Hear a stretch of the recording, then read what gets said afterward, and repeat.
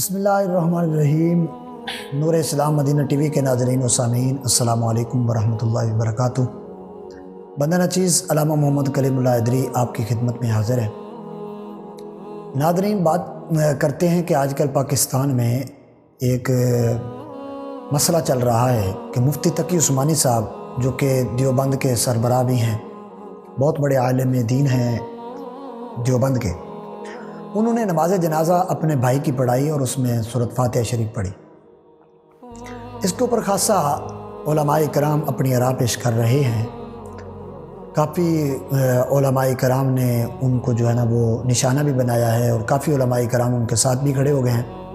تو پاکستان میں ایک عجیب قسم کی فضا قائم ہو چکی ہے اس ٹائم کہ مفتی تقی عثمانی صاحب ایک سربراہ ہیں ایک جماعت کے، اور ذمہ دار بندے ہیں اور بہت بڑے عالم ہیں۔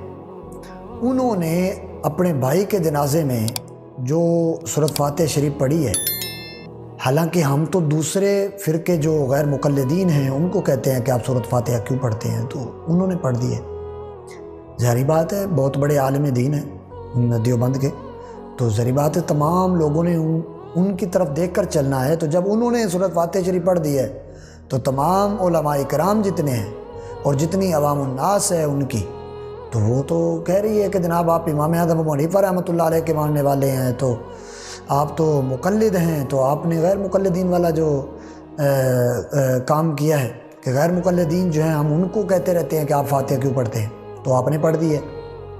ایک بات یاد رکھیے کہ فاتحہ شریف نماز جنازہ جو ہے یہ صرف دعا ہے کہ آپ اس میں کسی قسم کی کوئی بھی دعا کر سکتے ہیں۔ آپ جو ہے وہ ربنا آتنا فی الدنیا حسنۃ وفی الآخرۃ ربنا ظلمنا انفسنا وان لم تغفر لنا، کوئی بھی مطلب آپ دعائیہ کلمہ اس میں پڑھ سکتے ہیں۔ اگر آپ کو دعا نہیں آتی تو آپ وہ پڑھ سکتے ہیں۔ لیکن ایک بات یاد رکھیے کہ ان کے اپنے علماء کرام نے بھی یہ لکھا ہے کہ یہ جو ہے یہ مکروہ تحریمی ہے کہ آپ اس کام کو مطلب اگر کریں گے تو، چونکہ اس میں انہوں نے کہا ہے کہ اگر آپ اس کو قرات سمجھ کر نماز جنازہ میں پڑھتے ہیں، سورۃ فاتحہ شریف کو قرات سمجھ کر اگر آپ پڑھتے ہیں تو پھر یہ ٹھیک نہیں ہے۔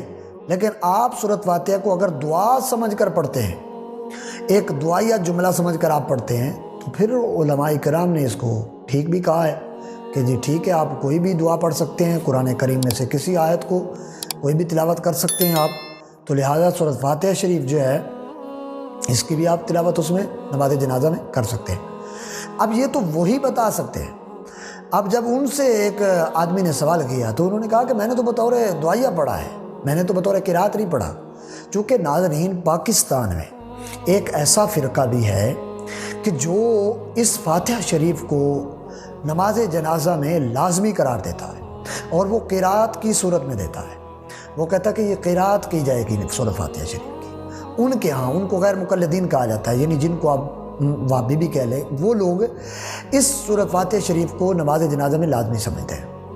لیکن جب ان سے وضاحت مانگی گئی مفتی تقی عثمانی صاحب سے، تو انہوں نے آگے جواب دیا۔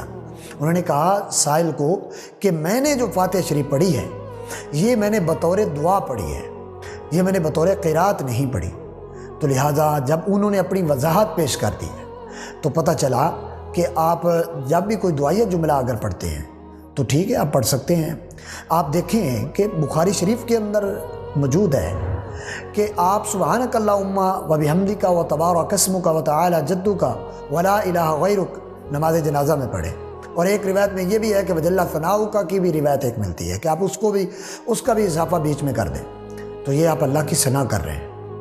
اسی طرح آپ نسائی شریف میں دیکھ لیں، آپ سیاستہ کی معتبر ترین کتب آپ ان میں دیکھ لیں، اس سے نیچے آپ آ جائیں سنن کبریٰ میں دیکھ لیں، مصنف عبدالرزاق میں دیکھ لیں جو امام بخاری کے دادا استاد نے لکھی ہے، اس میں بھی انہوں نے یہ کہا ہے، یہ جو آپ نماز جنازہ میں دعا پڑھتے ہیں، درود شریف پڑھتے ہیں، بالغ مرد عورت کی دعا، اللہم اغفر لحینا و میتنا و شاہدنا وغائبنا وصغیرنا وکبیرنا وذکرنا وانثانا اللہم من احییتہ منا فاحیہ علی الاسلام ومن توفیتہ منا فتوفہ علی الایمان۔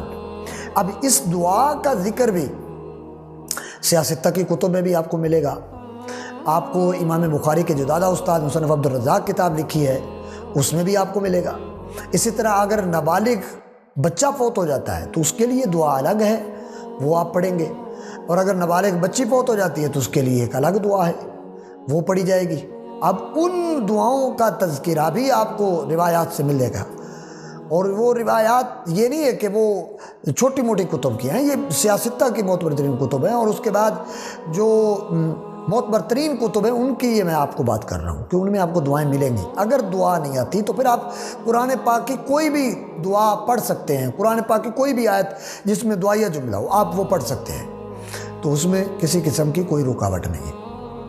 تو دعائیں خالق کائنات کی بارگاہ میں اللہ پاک ہم تمام کو دین متین پر عمل کرنے کی توفیق عطا فرمائے۔